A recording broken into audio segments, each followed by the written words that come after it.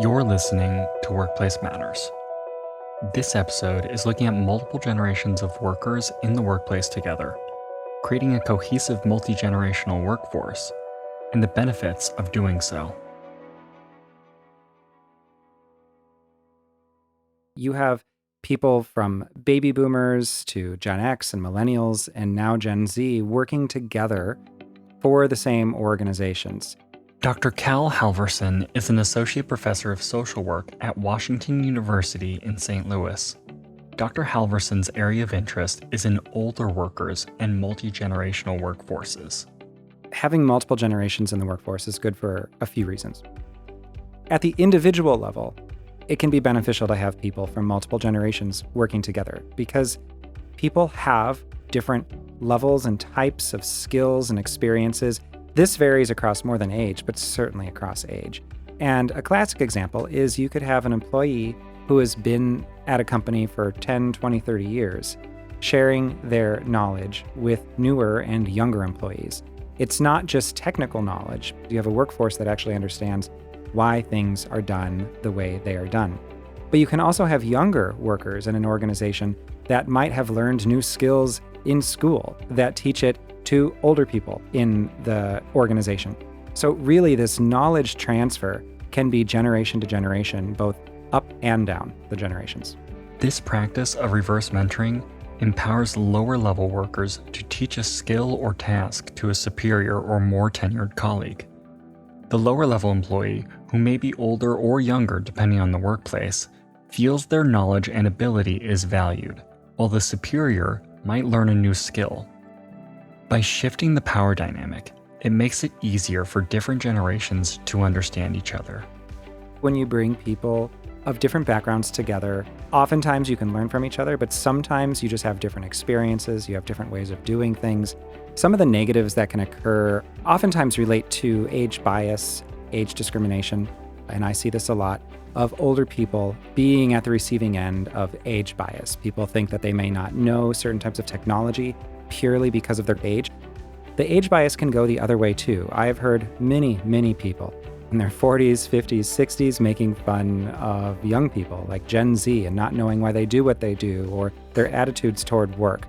And this is not good. Sometimes by generations, you do experience on average different views towards things because people have had different experiences, been taught differently, they're growing up at different times, there's cohort effects.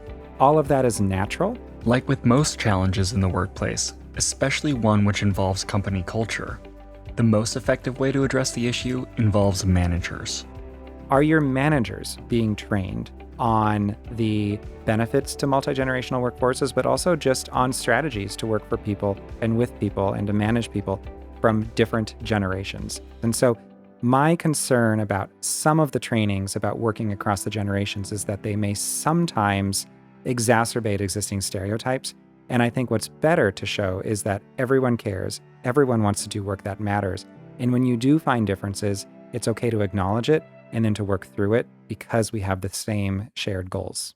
Manager and employee trainings should be focused on understanding and finding the strengths in generational differences. This promotes positive and productive conversations about the strengths of young, middle-aged, and older workers. Another strategy is intentional conversations. This can actually just be a planned part of the discussion where you acknowledge and you celebrate that you have people from all walks of life in this room. And everyone is bringing different lived experiences together. And so people might have different methods to get to what the shared outcome is for the organization. In my experience, it's helpful to just have very casual conversations. You don't have to have a specific plan per se, but just at least acknowledging that differences could occur. The goal for everyone is actually quite similar most of the time. You just might have different methods to get there. And if people understand that, then there tends to be more harmony across the generations when you're working together. Organizations can further support individuals across multiple generations through policies. This would include things like equal access to flexible scheduling, professional development opportunities, and retirement planning regardless of age or tenure. When people are thinking about leaving, they can then go from hypothetically 40 hours a week to 30 hours a week, to 20 hours a week, slowly phasing out. This allows them to have a nice gradual transition into retirement, but it also is better for the organization because they don't have the immediate knowledge strain. So these workers who are experienced and have been there for quite a long time can then really think about how do they start to share everything they know with those who will come after them. If you take the idea behind it, you can actually use this throughout one's career. If you have a mom or a dad and they just recently had a kid and they come back from parental leave, it could be hard for many of them to come back and work full time again. Are there policies at your organization that allow people to, with planning, to move from full-time work to part-time work and back to full-time work?